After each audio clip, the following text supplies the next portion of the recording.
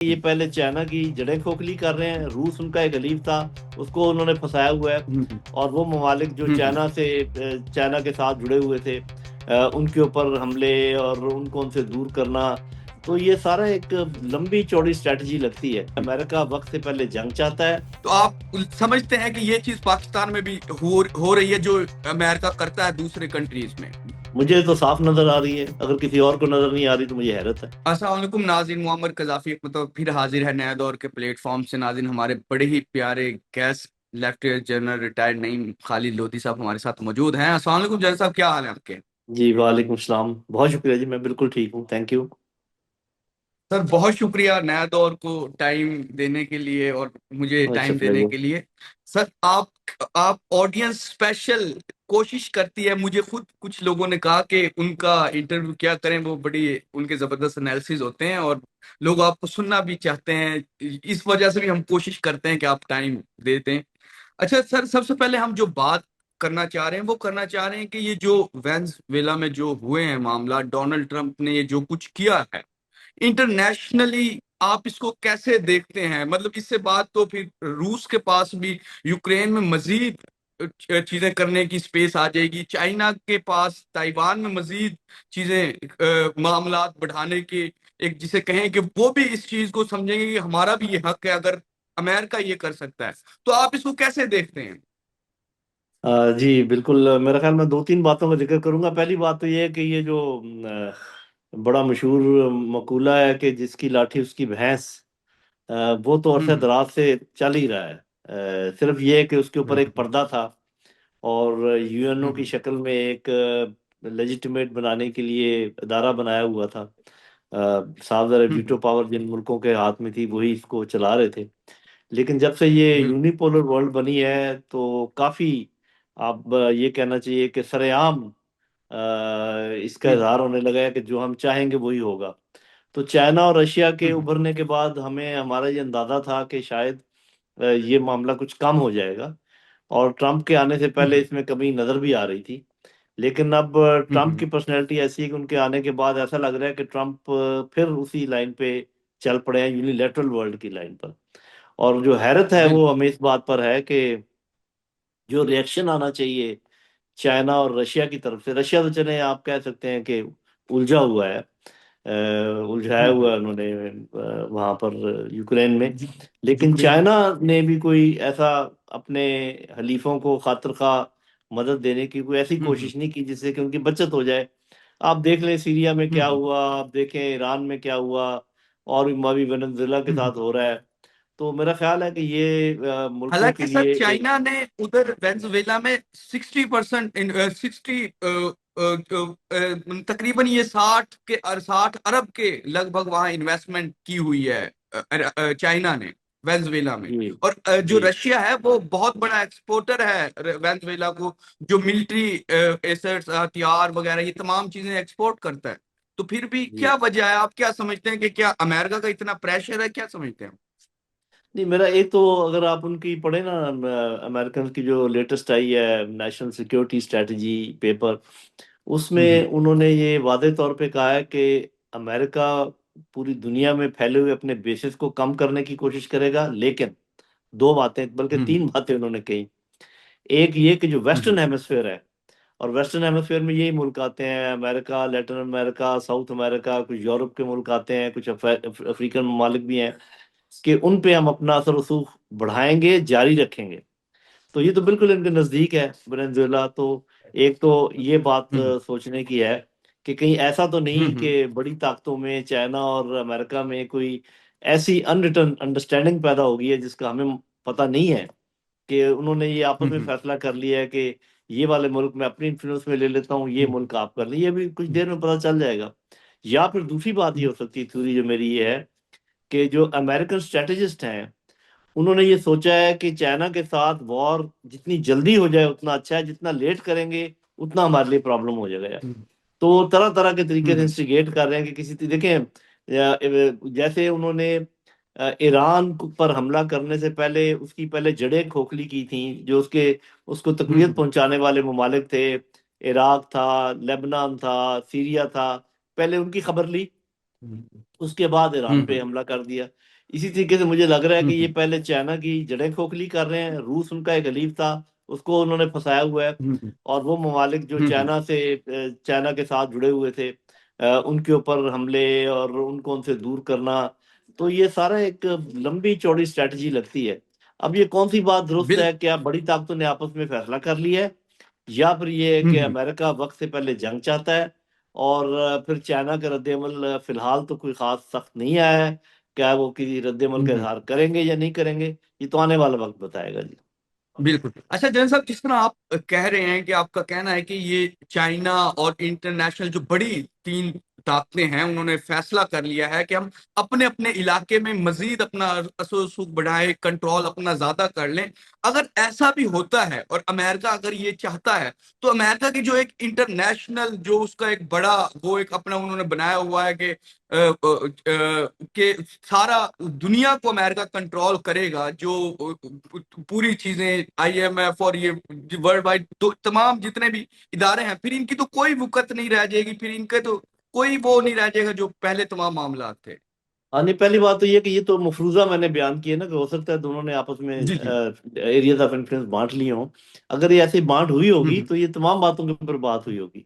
ऐसा नहीं हो सकता कि बिल्कुल। वो उनको एरिया ऑफ इन्फ्लुएंस भी दे दें और ये आईएमएफ और यूएन और सब कुछ दे दें। उस पर भी कोई बात हुई होगी कि हम्म किस तरीके से इसको बांटा जाएगा या किस तरीके से चेंज किया जाएगा।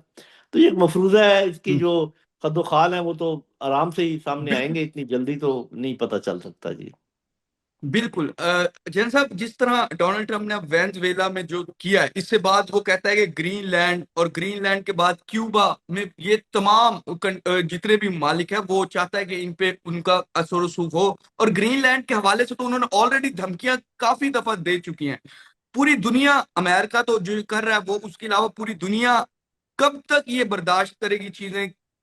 कब तक ये मामला इसी तरह चलेंगे कि अमेरिका कंट्रोल करता जाएगा एक मुल्क से दूसरे, दूसरे से तीसरे? कब तक ये मामला चलेंगे? देखिए, बात यह है कि अमेरिकन जो ताकत है, और वो ताकत उनकी सिर्फ मिलिट्री ताकत नहीं है, उनकी इकोनॉमिक ताकत भी है। उनकी मीडिया पर एक इजारादारी की वजह से वो लोगों के जहनों को भी इस्तवार करते हैं। जैसे भी वो ईरान में बात कर रहे हैं कि वहां पर हम रजीम चेंज करेंगे, और भी मुल्कों में आपको पता है उनको बावर करा देते हैं जो वो कहलाना चाहते हैं। तो जब तक ये जो आप जो कह रहे हैं कि कब तक बर्दाश्त करेंगे, तो छोटे मुल्कों को तो बर्दाश्त करना ही पड़ेगा जब तक कि कोई मुतवादी पावर सामने नहीं आ जाती, जिसके साथ दरमियाने और छोटे मुल्क अपने आप को लगा लें और फिर महफूज करें। तो हम्म फिलहाल तो मेरा ख्याल ऐसे लग रहा है कि सिर्फ वही मुल्क महफूज हैं जिनके पास हम्म ताकत का तोड़ मौजूद है। और खासकर जिन मुल्कों के बिल्कुल। पास न्यूक्लियर वेपन्स हैं, वो शायद हम्म कदरे महफूज रहेंगे उन मुल्कों के मुकाबले में हम्म जिनके पास ये वेपन नहीं है। तो जब तक हम्म चाइना और रशिया इसको, जो हम्म इन्होंने उसको चैलेंज नहीं करते, इनकी हेजमनी को, हम्म उस वक्त तक जो पूरी दुनिया है के जो ममालिक हैं, वो आप समझें कि एक किस्म के रहमो करम पर ही हैं, जब तक कि खुद उनमें किसी चीज का हम्म जवाब देने की अहलियत ना हो जी। बिल्कुल। अच्छा सर, वेनेजुएला में ये तमाम किया, अमेरिकी फोर्सेस ने ऑपरेशन किया, कामयाब भी किया। आप क्या समझते हैं कि अगर वेनेजुएला, ये नहीं कि उनकी मिलिट्री नहीं है, उनके पास कोई इस तरह की चीज नहीं है, उधर उनकी फौज भी है, तमाम चीजें, इस तमाम के बावजूद किस तरह अमेरिका कामयाब हुआ कि एक मुल्क के प्रेसिडेंट को उठाकर ले जाए उस मुल्क में, और उस मुल्क की मिलिट्री भी कुछ ना कर सके? क्या अंदर से कुछ लोग मिले हुए थे, या मिलिट्री में जनरल मिले हुए थे क्या? किस तरह ये ऑपरेशन अमेरिका ने कामयाब किया? क्योंकि और आपने भी ये आर्मी के अंदर सर्व किया है, आप इन तमाम चीजों पे गहरी नजर रखते हैं, इसलिए मैं आपसे पूछ रहा हूँ। ये जो आपने सवाल किया बड़ा इंपॉर्टेंट है, और थोड़ा सा मैं इसका बैकग्राउंड आपको बल्कि बताना जी जी सर, चाहूंगा। डिटेल में जो आप मैं हाँ, इंफॉर्मेशन दें सर। ये और जो मैं बात करूं ये मेरी परसेप्शन है। अलबत्ता इसमें कुछ ऐसी बातें मैं कहूंगा जो कि हकायक हैं, उनको परखा जा सकता है। देखिए, बात ये बिल्कुल। है कि जितने भी, जिसको हम अरब स्प्रिंग कहते हैं, और जितने मुल्क मलिया मेट हुए हैं, इराक से शुरू कर लें आप, Iraq, Libya, Nigeria, Sudan, Syria, Yemen, इन तमाम मुल्कों को अगर देखें तो, अभी आप वेनेजुएला की बात भी कर रहे थे, ईरान में भी ये कोशिश हो रही हम्म है। तो ये क्या पूरा फिनोमेना आप हम्म समझें कि जो भी मैं आपको बताने वाला हूँ। सबसे पहले वहाँ की सोसाइटी में एक ग्रोह पैदा किए गए, और उन पॉलिटिकल ग्रोह में इतनी कड़वाहट पैदा की गई कि वो आपस में बात करने के भी रवादार ना हो। और हम्म, लोग जितना मर्जी कहें कि जी मुल्क को बचाने के लिए आपको बात करनी चाहिए, एक दूसरे को अकोमोडेट करना चाहिए, लेकिन वो बाहर से इस तरीके से तेल छिड़क रहे हो दोनों तरफ, दोनों को ये बावर करवा रहे हो कि तुम सच्चे हो, दूसरे झूठे हैं, तुम सही रास्ते पे चल रहे हो, हम्म, चलते रहो, और दूसरे ये। और फिर वो हम्म, आपस में क्लैश कर जाएं। उस क्लैश के नतीजे में जो उन मुल्कों की अफवाज हैं वो कमजोर हो गई, क्योंकि जिस तरफ वो देखते थे कि कमजोरी है उसको वेपन दे देते थे, उसको वो पैसे दे देते थे। तो उन्होंने खड़े किए हम्म, रखा इन ग्रोहों को अफवाज के खिलाफ, और उनको तकवीत पहुंचाते रहे, और दोनों तरफ तेल छिड़कते बिल्कुल। रहे। उधर से ये कहते रहे कि हम्म, तुम इनको मत मत छोड़ो, ये सारे टेररिस्ट हैं, उधर से उनको कहते रहे कि ये गासिब हैं, इनको आप खत्म करो। ये जब जब उन्होंने देखा कि भी अब ये कमजोर हो गए हैं और फौज भी कमजोर हो गई है, हम्म, फिर एक तीसरा फरीक अंदर दाखिल हो जाता है, उस मुल्क पे कब्जा कर लेता है। अब ये जो मैंने आपको कहानी हम्म, सुनाई है, इसको आप मुंतबिक कर लें इन तमाम मुल्कों का जिनके मैंने नाम लिए हैं। और अभी आखिरी कोशिश जो है वो हम्म, वहां पर हो रही है वेनेजुएला में। अभी तक बिल्कुल क्लियर नहीं है कि क्या वो वेनेजुएला पर कब्जा कर पाएंगे या वहां पे सिविल वॉर छेड़ देंगे या क्या होगा। हो सकता है वो हम्म, थोड़ा बहुत अपने आप को सीधा कर लें, सिर्फ बंदे ले जाने से फर्क नहीं पड़ता, हम्म, और आना की बहुत बड़ी बात है। यही कोशिश वो ईरान में कर रहे हैं, आपको नजर आ रहा है लोग सड़कों पर आ हम्म, रहे हैं। लेकिन जो ज्यादा इंपॉर्टेंट मैं बात करने हम्म, वाला हूँ, बिल्कुल हम्म, यही पैटर्न, बिल्कुल यही डिजाइन पाकिस्तान में चल रहा है। हम्म, और मैं बिल्कुल बिल्कुल। लीडरशिप को ये पैगाम देना चाहता हूं कि जो मैंने ये बात कही है, इसको सुने, हम्म, इसको समझें। अगर आप लोग इसी तरीके से एक दूसरे के खिलाफ खड़े रहे और ये रस्साकशी हम्म। करते रहे, सर ये तो पैगाम खुदा ना मिलिट्री खास्ता मुल्क लीडरशिप को को या नुकसान ना हो। सिविलियन लीडरशिप को है? सर ये आपका पैगाम मिलिट्री जब मैं लीडरशिप को या लीडरशिप सिविलियन कहता हूँ लीडरशिप को? जब मैं लीडरशिप कहता हूँ तो जो जो भी किसी लीडरशिप रोल में है, उन सबको ये पैगाम पहुंचा रहा हूँ। तो आप समझते हैं कि ये चीज पाकिस्तान में भी हो रही है जो अमेरिका करता है दूसरे कंट्रीज में? मुझे तो साफ नजर आ रही है, अगर किसी और को नजर नहीं आ रही तो मुझे हैरत है। तो सर इमरान खान कहते थे ना रजीम तो चेंज हो चुकी है, अब दोबारा क्यों अमेरिका रजीम चेंज करेगा हाँ, मैं अगर ऐसा अमेरिका कुछ की होता बात भी नहीं, है? अमेरिका देखें असल में, हाँ ये क्यों का मैं आपको जवाब दे देता हूँ। जी जी। जो सिर्फ अमेरिका नहीं है, हमारे दुश्मन जो भी हैं, हम्म, कम से कम एक हम्म, ट्रायंगल है दुश्मनों का। हम्म, वो हम्म, उनको क्या चीज मंजूर नहीं है? उनको ये चीज जी जी। मंजूर नहीं है कि इस्लामी जमहूरिया पाकिस्तान के पास एटमी हथियार हो। ये है उनका हदफ। बिल्कुल बिल्कुल। सुन लें। और इन एटमी हम्म, हथियारों की हिफाजत करती हैं अफवाज पाकिस्तान। और बिल्कुल। अफवाज पाकिस्तान तब कमजोर हो सकती हैं कि अगर अवाम को इनके साथ, इनके सामने लाकर खड़ा कर दिया जाए।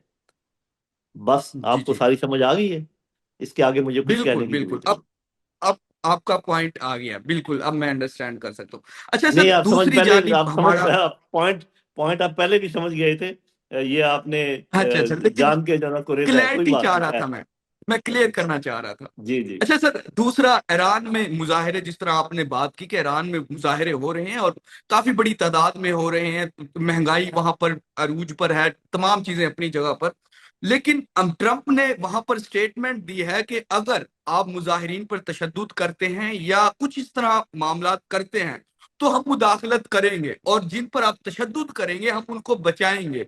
एक तरफ ट्रंप ये छोटे ये मतलब कि फलस्तीन जितना बड़ा तो मामला नहीं है ना, वहां रोजाना की बुनियाद पर हजारों जानें जा रही हैं, लोगों की हजारों बच्चों की जानें जा रही हैं, हजारों लोगों को मारा जा रहा है। लेकिन अगर ईरान में कुछ प्रोटेस्ट होते हैं और उन पर कंट्रोल किया जाता है तो अमेरिका, डोनाल्ड ट्रंप ये स्टेटमेंट दे रहा है। इसकी क्या वजह है, क्यों अमेरिका इतना अपने आप को ईरान में इन्वॉल्व कर रहा है मौजूदा दौर में? आप वो क्या समझते हैं कि क्या ईरान ने जो न्यूक्लियर एक वो बनाने की कोशिश कर रहे थे वेपन, उसके कितना करीब पहुंच गए हैं, और अब क्या खतरा है ईरान से अमेरिका को या इसराइल को? ये पहली बात तो जो आप मुआवजा कर रहे हैं ना कि देखें इतना कुछ उधर हो रहा है तो उस पर तो वो कुछ नहीं बोल रहे, और इधर जो है ना जरा से मुजाहरे हुए हैं तो उन्होंने कहा हम साइड लेंगे। हम्म, पहली बात तो ये कि ये बात आपके नाज़रीन भी अच्छी तरह समझते हैं, और अब तो मेरा ख्याल बच्चा बच्चा ये बात जानता है कि ये दुनिया जो है इखलाकियात की बुनियाद पे नहीं चल रही। ये दुनिया किसी कानून हम्म, की बुनियाद पे नहीं चल रही। मैंने शुरू ही प्रोग्राम किया था बिल्कुल। ये कह करके, जिसकी लाठी उसकी भैंस। तो ये बिल्कुल। जो आप कह रहे हैं कि ईरान एक बहुत बड़ी इस्लामी इस्लामी मुल्क है। वो एक बहुत पुरानी सिविलाइजेशन है। उनमें बड़ी डेप्थ है। वो इस तरीके से काबू नहीं आएंगे जो इनका ख्याल है अमेरिकन का, कि मुजाहरे करा के वो वहाँ के रजीम चेंज कर देंगे। ये मेरा अंदाजा है, गलत हो सकता है, आने वाला वक्त बताएगा। सर अभी तो थोड़ी उनका देर पहले, जी जी जी, एक खबर भी गर्दिश कर रही थी, पता नहीं उसमें सदाकत है कि नहीं, मुझे वो खबर ठीक नहीं लगती, लेकिन वो एक मेन स्ट्रीम चैनल पे चल रही थी। वो ये थी कि शायद खामनाई जो वहां पर हैं वो शायद ईरान को छोड़कर जाएंगे। अगर वो छोड़कर जाएंगे फिर कहाँ जाएंगे? उनके पास तो एक ही जी, स्पॉट है जहां वो रह पहली सकते, पहली वो बात तो ईरान ये है। कि अगर अगर खामनाई साहब ने ईरान छोड़ दिया फिर तो रजीम चेंज हो गया ना, फिर तो हो जाएगा, हाँ क्योंकि वही इसका बात। ये मतलब ये कि इतना पहली ये बात आप याद रखें कि हमारी जितनी भी सोर्सेज ऑफ इंफॉर्मेशन है, या sources of this hmm information मैं कहूँगा, सोर्सेज ऑफ मिस इंफॉर्मेशन, वो सारी वेस्ट की हैं। हम्म। ठीक है। आप जी ये जी। खबर भी जब इसका पता हम्म, लगाएंगे ये कहाँ से आई है, तो आपको पता चल जाएगा कि मैं ये क्या बात कह रहा हूँ। हाँ, अगर यही जी जी बात मैं समझ। हाँ, अगर यही बात रशियन टीवी भी कह रहा हो, अगर यही बात हम्म ईरानी टीवी भी कह रहा हो, अगर यही बात चाइनीज हम्म टीवी भी कह रहा हो, तो हमारे अब ये जो हम्म मैं बाज़ औक़ात बात करता हूँ तो बहुत लोग माइंड करते हैं कि हम्म। अफगानिस्तान के सिलसिले में जो हमारा स्टैंड बिल्कुल। ऑफ खड़ा हुआ है, जो आप आपके ये सारा हल्के में इसीलिए वो हुआ लोग है, ज्यादा माइंड करते हैं। इसलिए हुआ है कि आपके हमारी हल्के में तमाम आपकी बात इंफॉर्मेशन को ज्यादा आती है। लोग माइंड करते हैं। हाँ, हमारी तमाम जी इंफॉर्मेशन जी आती है वेस्ट की तरफ से। आपका एक भी नुमाइंदा नहीं जी है जी। काबुल में, आपका एक भी नुमाइंदा नहीं है कंधार में, जो आपको सही वहां पर बताए कि हम्म सूरत हाल क्या है, लोग क्या समझते हैं क्या, बस जो आपको बता दिया वो आपने कह दिया कि बस ये ठीक है। हम्म तो ये जो बड़ी ताकतों की हम आप समझते हैं ना कि सिर्फ फौजी ताकत है या मुआशी ताकत है, उनके जो हम्म आपके जहनों को बदलने की ताकत है वो सबसे ज्यादा है। ये जो सोशल मीडिया बिल्कुल है, ये क्या है, ये जो फेसबुक है और ये एक्स है हम्म और ये व्हाट्सएप है, ये सारे आपकी माइंड हम्म, मैनिपुलेशन की टेक्निक्स हैं। और ये पूरी पूरी कौमों को बिल्कुल गुमराह कर देते हैं और गुमराह कर रहे हैं। हम्म लेकिन ये है कि हम हम्म लोग उनके बातों पे आ जाते हैं, और इससे कमजोरी पैदा हो जाती है। लेटर से अगर कोई खबर ऐसी फैल जाए मनहूस किसी भी मुल्क में हम्म कि जी यहाँ तो ये हो गया, तो लोग दिल हम्म छोड़ देते हैं, लोग मायूस हो जाते हैं। तो ये एक बात है हम्म जिसको सोचनी चाहिए थी। इसमें चाइना भी बहुत पीछे है, इसमें रशिया भी बहुत हम्म, पीछे है, इसमें अमेरिका बिल्कुल और वेस्टर्न ममालिक और हिंदुस्तान जैसे ममालिक बहुत आगे हैं। तो इसमें जिन हम लोगों को जो फंसे हुए हैं सारे मामले में, इसमें ज़रा अच्छी तरीके से मुकाबला करने की जरूरत है। और हमारे नौजवानों को चाहिए कि हर गिरी पड़ी खबर को उठाकर उसको मान ना लिया करें, उसको हम्म अच्छी तरह सोचा करें कि इसके हम्म कितने इम्कानात हैं, कॉमन सेंस से काम लिया करें, और थोड़ा रुक जाया करें, हम्म, गौर व फिक्र किया करें, फौरी तौर पे तैश में ना आया करें, फौरी तौर पे जज्बाती ना हुआ करें। तो ये सारे पैगामात हैं मेरे बिल्कुल अपनी नई जनरेशन के लिए ये। बिल्कुल बिल्कुल। अच्छा सर, न्यूक्लियर के हवाले से आपने कहा कि अब सिर्फ वही सरवाइव करेंगे, या उनका उनको ही गारंटी है कि उनके साथ ज्यादा कोई सुपर पावर आकर इस तरह नहीं करेगा जिस तरह वेनेजुएला के साथ किया, जो एटमी कंट्रीज हैं, जो जिनके पास एटमी हथियार मौजूद है। ईरान के साथ क्या अमेरिका कर सकता है? और उनके बड़ी बात होती है कि जो उनका ये एटम बॉम्ब का वो कोशिश कर रहे हैं, जो चीजें जारी हैं, वो कहां पर पहुंची हैं? आप क्या समझते हैं, वो इसमें कामयाब हो जाएंगे, या अमेरिका उनको यहाँ पर ही डिसमेंटल करने की कैपेसिटी रखता है? मेरा ख्याल है यही स्ट्रगल है जो ईरान के जो हवाले। जो हाँ जी, पिछली जंग जो हुई और अभी जिस जंग का वो ऐलान कर रहे हैं कि हम ये कर देंगे वो कर देंगे, इसकी मेन वजह यही है कि दोनों तरफ से कशमकश यही है। ईरान शायद एटमी पावर बनने की कोशिश कर रहा है छुप कर या जिस तरीके से भी, हम्म। और अमेरिका उसको बनने नहीं दे रहा, इसराइल उसको बनने नहीं दे रहा। यही झगड़ा है। अब इसमें अल्टीमेटली कौन जीतेगा इस पर तो मैं कोई तबसरा नहीं कर सकता, ये तो वक्त बताएगा। क्या कैपेसिटी रखता है ईरान? उसके पास इतना यूरेनियम वो इकट्ठा कर लेगा जितनी इसकी जरूरत होती है बनाने की, और ये तमाम चीजें अगर देखिए, उसको मेरे अमेरिका पास मेरे कंट्रोल भी पास करता है? ऐसी मालूमात तो नहीं है कि मैं हतमी तौर पे कह सकूं कि हम्म हाँ उनमें कैपेसिटी है। लेकिन जिस हम्म तरीके से परेशान है इसराइल और अमेरिका, मुझे ऐसे ही लगता है कि उनके पास कैपेसिटी है, और उस कैपेसिटी के बहुत करीब वो पहुंचे हुए हैं। ठीक है बिल्कुल। अच्छा सर, मौजूदा जो पाकिस्तान की पॉलिसी है अफगानिस्तान के हवाले से, उसको आप कैसे देखते हैं? और इस टाइम पर ना सिर्फ पाकिस्तान ही बल्कि अमेरिका भी अफगानिस्तान के साथ साथ, बल्कि ईरान और उसके साथ माइक पॉम्पियो जो उनके अमेरिका के साबिक सेक्रेटरी भी हैं, उनका भी कहना है कि जो बलूचिस्तान है ईरान से बाद, वहां का भी उन्होंने जिक्र किया। इसको कैसे आप देखते हैं? देखिए, वो तो मैंने क्या देखना है, हमारी लीडरशिप को देखना चाहिए, हमारी पॉलिटिकल लीडरशिप को देखना चाहिए, हमारी मिलिट्री लीडरशिप को देखना चाहिए कि हालात किस सर डायरेक्शन में जा पॉलिसी रहे हैं। हमारी ठीक है अभी मौजूदा जो अफगानिस्तान के साथ है? देखिए, मैं तो उसको ठीक नहीं समझता, और मैं कई जगह ये बात कर कर चुका हूँ। अफगानिस्तान के हम्म साथ जो हमारी पॉलिसी है, जो मेरा अंदाजा, मैं ये नहीं कहता कि मैं जो भी बात करूँ दुरुस्त होती है, इसको परख लिया जाए। मैं हम्म कहता हूँ कि आपकी पॉलिसी तीन प्रोंग्ड होनी चाहिए। टीटीपी के साथ लड़ाई हम्म करें, उनको ईंट का जवाब पत्थर से दें, वो जहां भी है उनको हम्म मारें। जो अफगान हम्म हुकूमत है उनके ऊपर डिप्लोमेटिक दबाव डालें, इकोनॉमिक दबाव डालें, जैसे कि अभी डाल भी रहे हैं। लेकिन ये ख्याल रखें कि हम्म उनके जो अवाम है उनके साथ आप हम्म, ऐसी सख्ती ना करें कि वो हमेशा के लिए आपके दुश्मन हो जाएं। तो चाइना को बिल्कुल। इस्तेमाल करें, ईरान को इस्तेमाल करें, या और जो आपके ममालिक हैं दोस्त उनको इस्तेमाल करें कि वो अफगान अफगान हुकूमत के ऊपर दबाव डालें, कि वो जो भी हम कहते हैं उसके ऊपर वो थोड़ा अमल करें, उसको देखें। लेकिन ये पक्का पक्का इतनी लंबे लंबी देर के लिए बंद कर देना सरहदें, और आना जाना बिल्कुल रोक देना, इसको थोड़ा सा रिव्यू किया जा सकता है। बाकी तहरीक तालिबान पाकिस्तान के साथ हमारी पॉलिसी जो है बिल्कुल ठीक है। एक बात मैं आपको बता दूं, नंबर एक, हम्म टेररिज्म जो है अकेली फौज नहीं लड़ सकती। बल्कि मैं तो यहां तक हम्म कहूंगा कि फौज को लीड भी नहीं करना चाहिए, पॉलिटिकल लीडरशिप होनी चाहिए जो लीड करें इसको, सारे मामले को। और फौज मावनत करे, जिनको मजा चखाना है उसके लिए फौज इस्तेमाल हो। बाकी इसमें बहुत सारे हम्म माशी पहलू होते हैं, माशरती पहलू होते हैं, वो और लोगों को हल करने होते हैं। और दूसरी बात ये है कि मैं हमेशा और प्रोग्रामों में भी कहता रहता हूँ कि ये काम सिर्फ लोहार का नहीं है कि उठा के थोड़ा मारो और टेररिज्म खत्म हो जाएगा। ये काम सुनार का है, जिसमें बारीकियां हैं, और हम्म थोड़ा भी आपको मारना पड़ेगा, लेकिन हर एक के ऊपर नहीं मारना पड़ेगा। और तीसरी इंपॉर्टेंट बात जो अभी कहीं हम्म सामने उभर कर आ रही है, मैं आपके प्रोग्राम के साथों से जरूर कहना चाहूंगा, वो लोग जो कि हम्म टेररिज्म से मुतासर हो रहे हैं और टेररिज्म भुगत रहे हैं, उन्हीं को अगर आप ये कहना शुरू कर दें कि ये टेररिस्ट की मावनत कर रहे हैं, तो फिर ये मामला, फिर इसका हम्म मतलब ये है कि जो टेररिस्ट हैं उनका बयानिया जीत रहा है। तो आपको अपना बयानिया अगर हम्म जिताना है तो अपने ही लोगों पर इल्जाम तराशी बंद करनी पड़ेगी, उनको अपने साथ मिलाना पड़ेगा, उनकी हम्म बात सुननी पड़ेगी। ये कोई तरीका नहीं है कि आप ये कहना शुरू कर दें कि फलाने लोग जो हैं वो टेररिस्ट की मुआवनत कर रहे हैं। इससे काम मामला और खराब होने का इम्कान है जी। अच्छा सर, नजम सेठी साहब, आप भी उनको जानते हैं और उनकी आवाज और उनके जो आर्टिकल, वो तमाम चीजें आपके सामने भी हैं और हम भी उनको पढ़ते भी हैं, देखते भी हैं। उनका कहना है कि जो मौजूदा रजीम है ईरान की, एक तो उन पर इस टाइम बड़ा बुरा वक्त कह ले, दूसरा वो कह रहे हैं कि शायद ये आखिरी स्टेज में है, उनका ये भी कहना। एक जो बड़ी इंपॉर्टेंट वो बात करें, वो कह रहे हैं कि पाकिस्तान को फायदा होगा या नुकसान होगा अगर ईरान में रजीम चेंज होती है। उनका कहना है कि जो शाह ऑफ ईरान थे उस टाइम वो भी अमेरिका के क्लोज थे और हम भी अमेरिका के क्लोज थे, तो हमारे बड़े मिसाली ताल्लुकात थे जब शाह ऑफ ईरान का दौर था ईरान में। तो वो उनका उनकी जो ये असेसमेंट है वो ये है कि अगर वहां पर रजीम चेंज होकर दूसरी रजीम आ जाती है तो उससे पाकिस्तान को फायदा होगा, ना कि जो अभी मौजूदा रजीम है इससे इतना फायदा हो, बेनिफिट हो। तो आप इसे कैसे देखते हैं? आप तो अपना पहली बात तो एनालिसिस ये दीजिए। है कि नजम सेठी साहब के पास चिड़िया है जो कि मेरे पास नहीं है।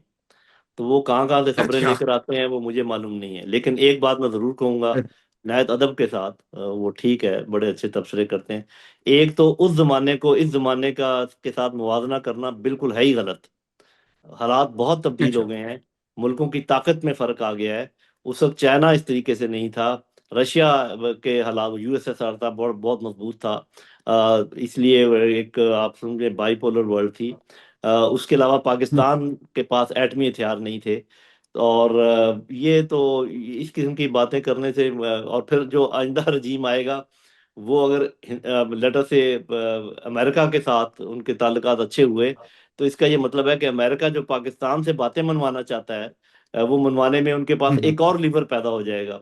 अभी तो ये है ना कि हम्म हिंदुस्तान आपके ऊपर एक तरीके से हमलावर है अफगानिस्तान की तरफ से। अगर यही हिंदुस्तान हम्म अपनी बात मनवाने के लिए ईरान की तरफ से भी हमलावर हो जाए, तो आप किधर जाएंगे?